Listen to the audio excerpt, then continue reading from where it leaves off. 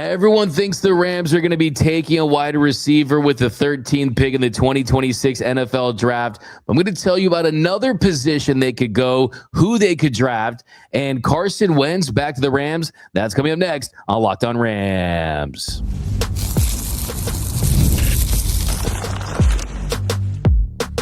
You are Locked On Rams, your daily Los Angeles Rams podcast. Part of the Locked On Podcast Network, your team every day. What is up, Ramily, and welcome to another episode of Locked On Rams, your daily podcast covering your Los Angeles Rams, free and available wherever your podcast. Locked On Rams, part of Locked On Podcast Network, the number one sports podcast network, your team every day. My name is Doug McCain. Friends call me D-Mac. You can follow me on X and Instagram at DMac_LA.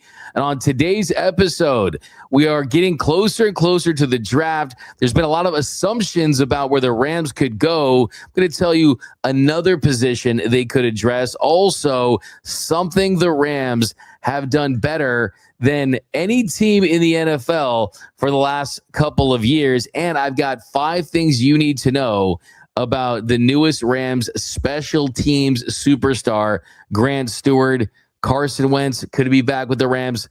So much to get into, but I want to start with the NFL draft. And yes, it went a lot of different ways.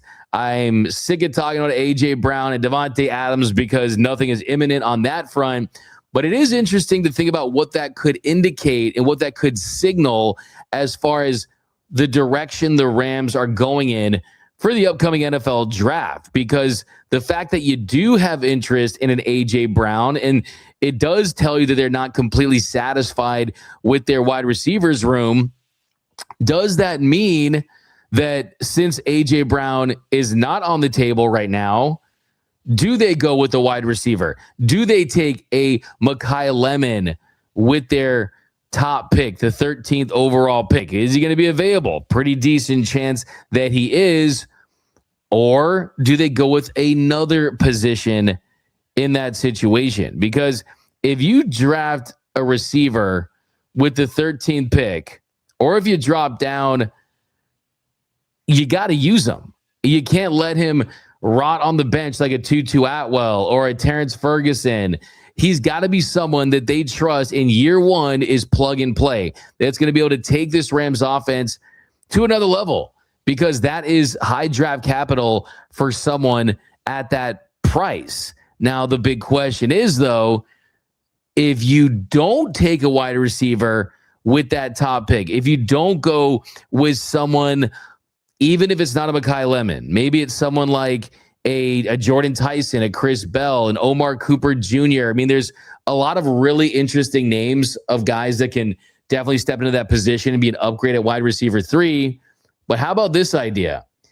If you don't see the wide receiver that you love from that spot, or you do think there might be a chance that you could add an A.J. Brown or a veteran wide receiver before the draft, during the draft, or after the draft, when things make more sense for the Eagles to trade him near June 1st, with the idea that it's going to be better for them financially, how about going with an offensive tackle in the first round and then selecting a receiver in the second round, and then you still get a receiver? You still address that position with a relatively high pick, but it's just not one of those top tier names that we've seen. But that doesn't mean they can't have a great career. It doesn't mean they can't be successful. Look at where Amon-Ra St. Brown was drafted. There's plenty of examples of receivers that didn't get drafted at the top that still went on to have better careers and be more productive than the receivers that were drafted ahead of him. So how about a different USC receiver,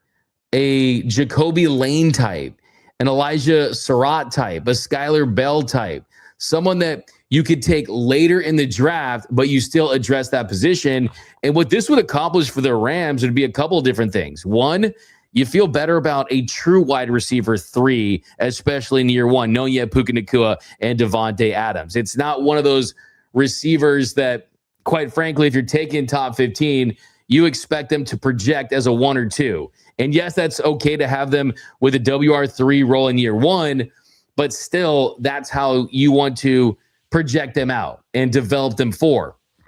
With someone that you're taking in a later pick, they're more comfortable potentially in that role especially in year one. And then on top of that, something to consider as well is what does this mean about Puka Nacua and Devontae Adams and how much money you're spending at that position? Because they're going to pay Puka. He's going to be one of, if not the highest paid receivers in the National Football League. And if you have Devontae Adams, another player, bigger cap hit, someone they're investing in, you bring in a Mekhi Lemon with the 13th pick, which is something I'm still on board with, but that's a lot of capital that you're using. You are really cashing on those assets to strengthen your wide receivers group. And yes, that makes sense when you have Matthew Stafford at the helm at quarterback, but there is a way where you can get a little more creative with your first pick and not have it be as telegraphed as, oh, they need a wide receiver 3. You need someone to jump in there with Puka Nacua next season. And I think it's also just about, is the wide receiver there they love? I mean, the Rams were interested in Rome Odunze. They were interested in Brock Bowers. They were interested in Mike Evans. And they were interested in a couple of different receivers that were better fits for what the Rams do offensively than just, hey, we need a receiver, let's draft a receiver. That's not what they're going to do. So one thing they could consider doing, and there's been a lot more mock drafts that have been throwing this out of late, is going offensive tackle with that top pick. Because look, yes, it's a great story that Alaric Jackson, as a undrafted free agent, has carved out a role as a top 15 to 20 starting left tackle in the NFL. Like, that is an incredible story. It's an incredible accomplishment, but it's more the exception than something that's really normal and common in the National Football League. And this most recent mock from Charles McDonald of Yahoo Sports, he has the Rams taking Caleb Lomu, a tackle out of Utah. And he writes, with longtime right tackle Rob Havenstein retiring, the Rams have a big hole on the right side of their offensive line. Luckily, they can find the perfect replacement here. Lomu hasn't gotten much as far as adoration as his teammate Spencer Fano, but Lomu might be a cleaner fit here considering he was already playing right tackle at Utah. Lomu's nasty streak, explosiveness, and overall athleticism gives him a chance to develop into a lockdown right tackle. So initial thought on this is a thought exercise for you and I to discuss what it would require for the Rams to go tackle with that 13th pick. Well, I know the name that you're thinking about right now, and it's Warren McClendon Jr., who had a great season, all things considered, based on where it started to where it ended. He was very impressive all season long. But if you're the Rams and you're going to take a tackle with your 13th pick, you're going to bring in a guy that you expect to be a starter. And right now, with Alaric Jackson, Steve Avila, Coleman Shelton, Kevin Dotson, and Warren McClendon, there's not an obvious path as far as an obvious upgrade too, and a major deficiency that you need to address there. So are you really going to take a tackle at 13 as someone that's a depth piece, as someone that's not going to necessarily right out of the gates on paper indicate all inness, right? So I think that this is an interesting idea just because, look, if the skill position player isn't there that you love, if the quarterback position isn't there that you love, if there's not a defensive player there that you love, yeah, it's never a bad thing to solidify the trenches. It isn't. And you can never have enough depth on the offensive line.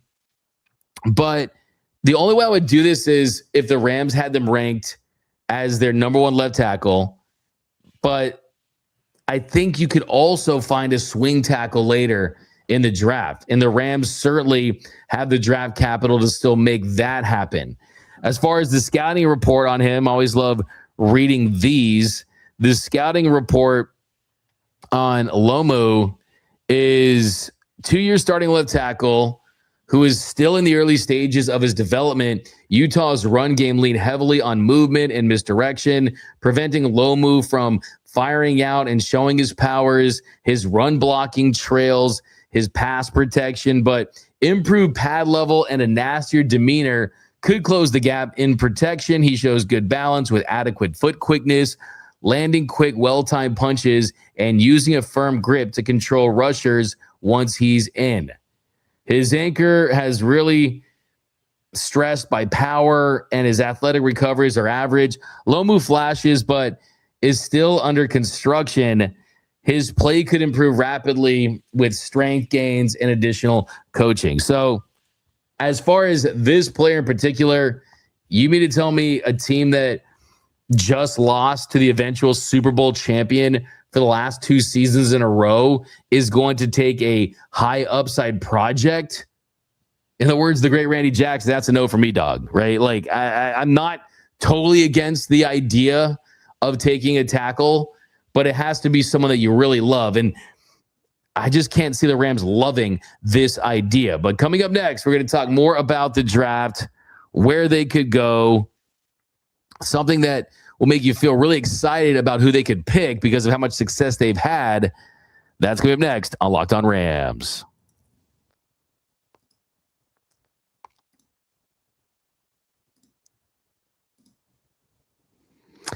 College basketball is nonstop. Big games, tight spreads, momentum swings every single night. From early tip-offs to late-night West Coast shootouts, there's always action on the board. And now FanDuel is giving you a way to turn that energy into even bigger potential with wins and a college basketball parlay profit boost. You can build any college hoops parlay that you want, rivalry games, ranked matchups, whatever you think you want to do to find the best matchups, you can go that route. And you got the Eastern region. Of course, I'm a Bruin. I'm repping UCLA.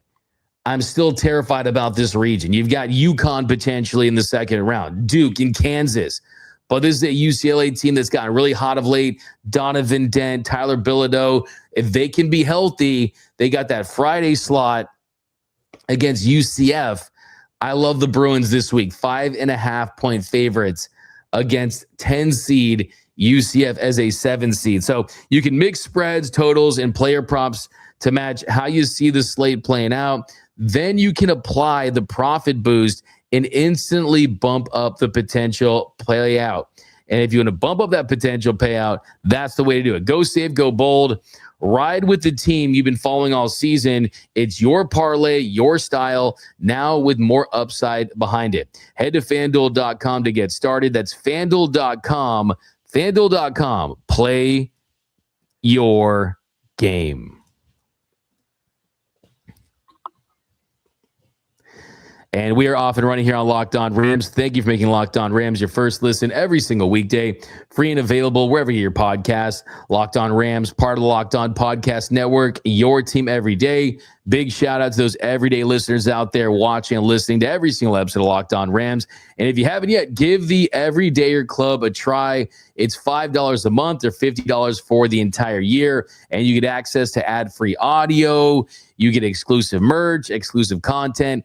And you have access to a members-only Discord channel where you can talk Rams football 24/7, 365 with other crazy Rams fans like yourself. Okay, here in our second segment, we are going to talk about some other needs that the Rams have that they still need to address for the remainder of this offseason.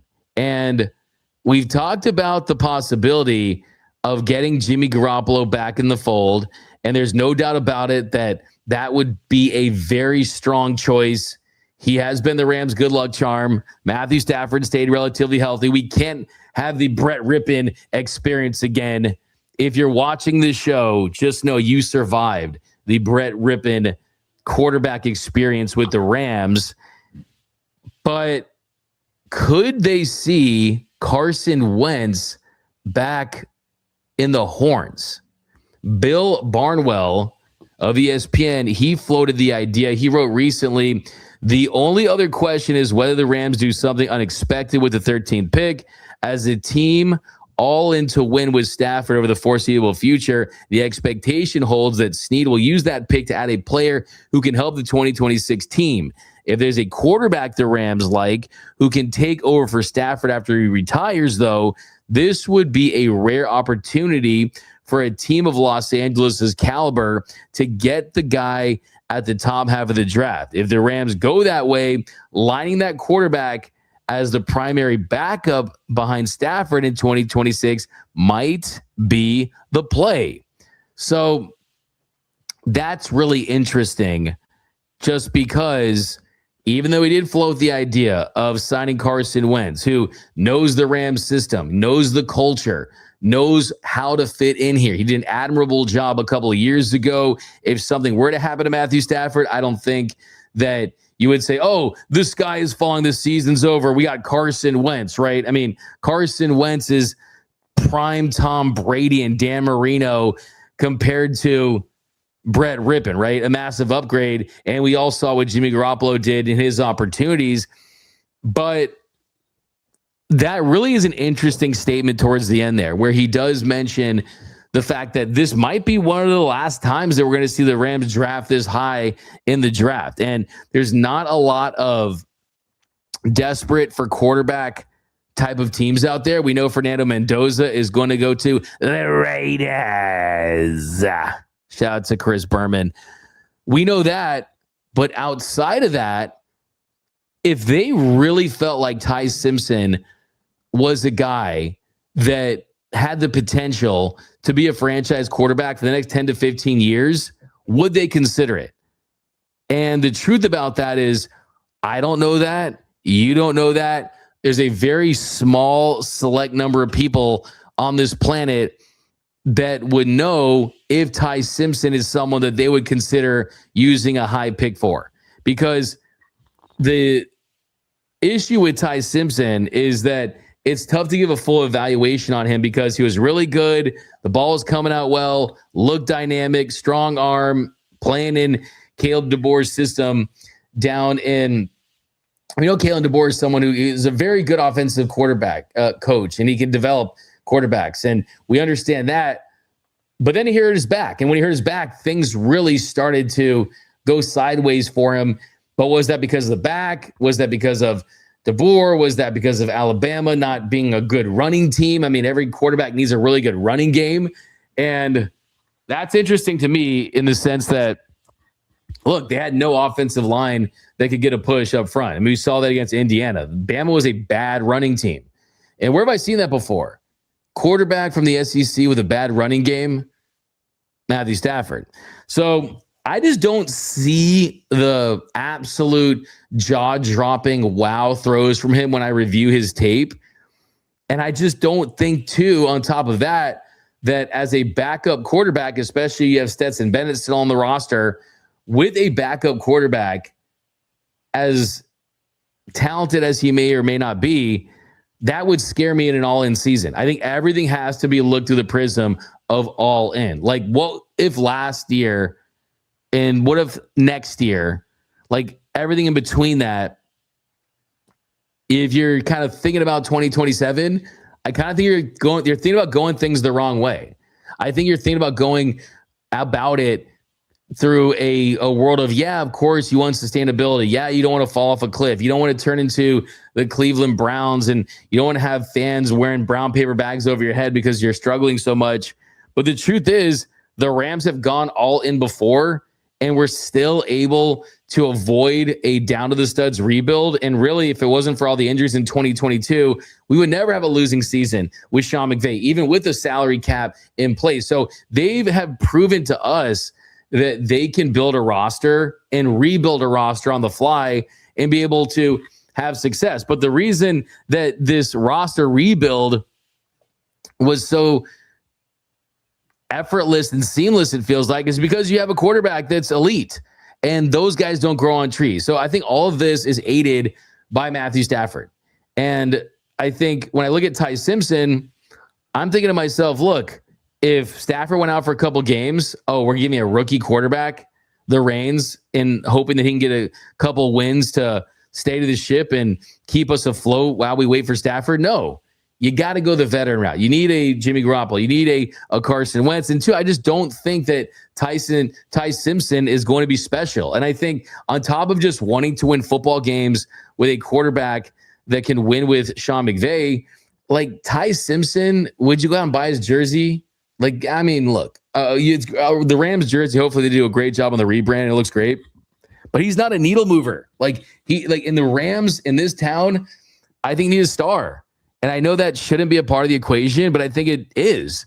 And the truth of the matter is the Rams had a very good quarterback in Jared Goff, with the operative word being very good. But he wasn't elite. He wasn't a Super Bowl winning quarterback.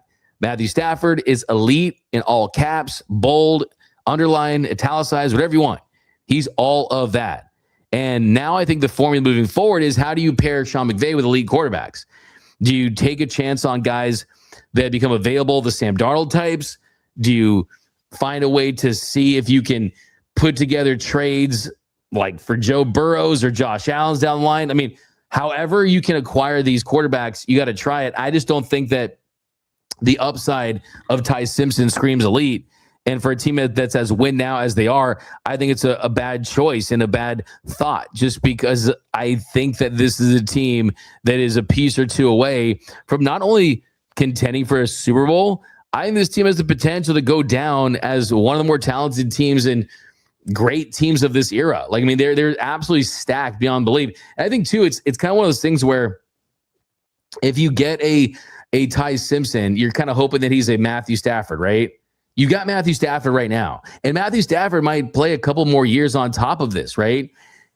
To me, it almost feels like if you were to take Ty Simpson, it's almost like winning the lottery and taking those winnings from winning the lottery and just buying more lottery tickets, hoping you can win the lottery again. Like, you've already won the lottery.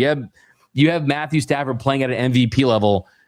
Every single move should be about trying to enhance what he has and make life easier for him.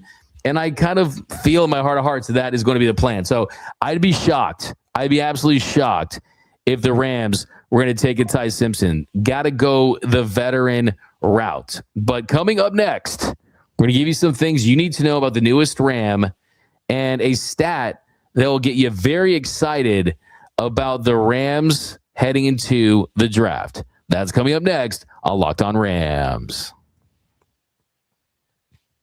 Workplace chaos, deadline stacking up, inbox overflowing, and the one position you have to fill is still sitting open. When the pressure's on and you need the right hire, this is a job for Indeed Sponsored Jobs. Indeed Sponsored Jobs helps you reach the people who actually fit what you're looking for: skills, experience, location, so you're not just hoping for the right candidates to stumble across your post. You are getting the best candidates possible. And here's a stat that says it all. In the minute I've been talking to you, companies like yours made 27 hires on Indeed, according to Indeed stats and data worldwide. So if you're hiring, spend less time searching and more time interviewing candidates who check all your boxes with Indeed Sponsored Jobs. Spend less time searching and more time actually interviewing candidates who check all your boxes. Less stress, less time, more results. When you need the right person to cut through the chaos, this is a job for Indeed Sponsored Jobs. And listeners of this show, Locked On Rams, will get a $75 sponsored job credit to help get your job the premium status it deserves at Indeed.com/podcast. Just go to Indeed.com/podcast right now and support our show by saying you heard it about this on Locked On Rams. Indeed.com/podcast. Terms and conditions apply. Need to hire? This is a job for Indeed Sponsored Jobs.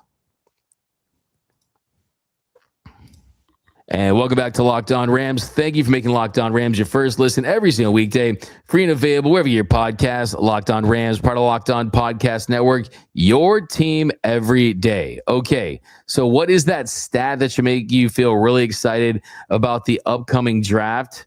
Well, it is that the Rams have been the best drafting team in the NFL since 2021. The Rams ranked first in the National Football League when it comes to draft quality and picking players that have success. And I know everyone talks about the F them picks era.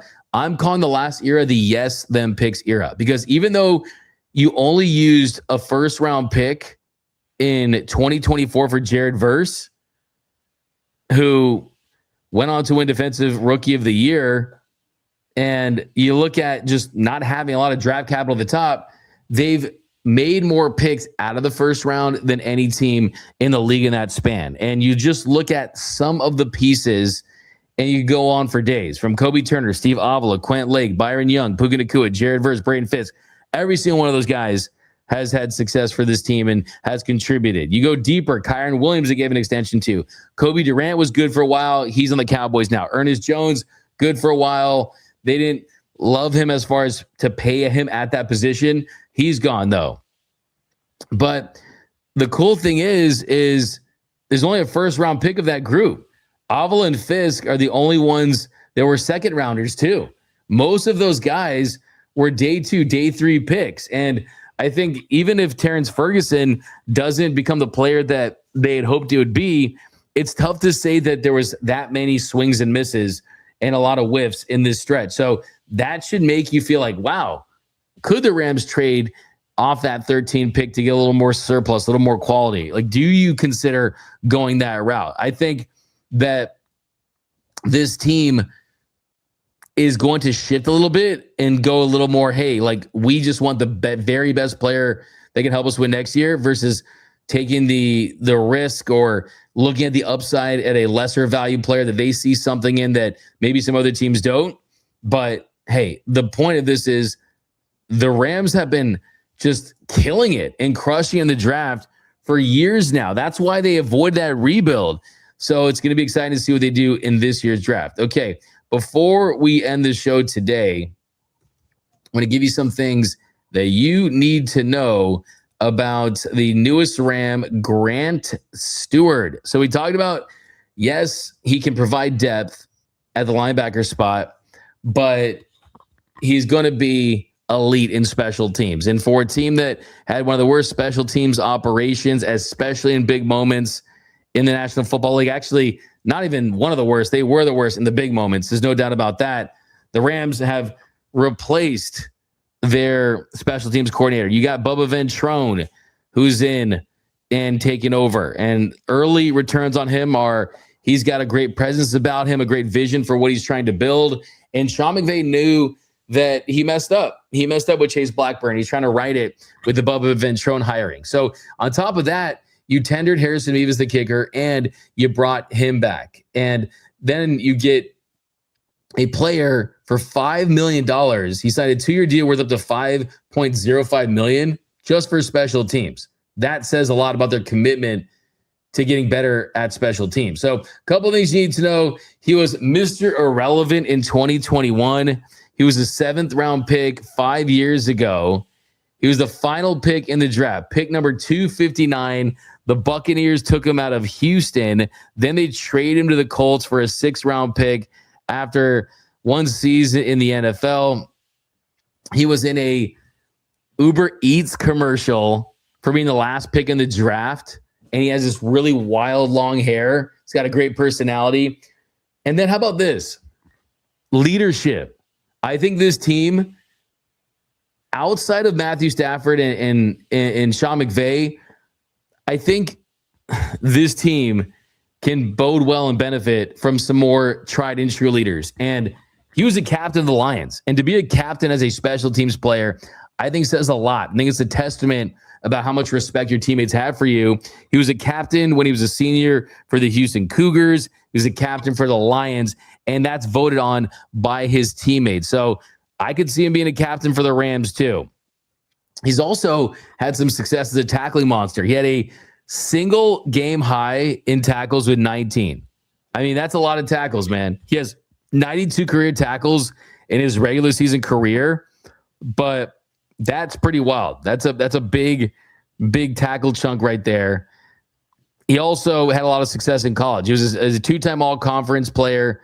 All I know is his success. I mean, and I think too for the Rams, it's the role. But I love that, man. This guy is there's gonna be more fun stuff about him. I think you're gonna fall in love with this guy. I think that he's gonna be the attitude and the edge that the special teams group didn't have, quite frankly. And between him, Bubba Ventrone, and the emphasis on that side of the football, like, let's hope that win or lose the Super Bowl next season, that it's not because of special teams. Like, I can live with the result outside of that, but every single major issue the Rams had last year, in a year where they were so close, they were one game away, really one good half away from getting to, and I think ultimately winning the Super Bowl. Oh, I saw Drake May at the WBC game. He was face-to-face with me. I said, "What's up, Drake?" Didn't even flinch. Didn't even look at me, Drake May. What's up with that?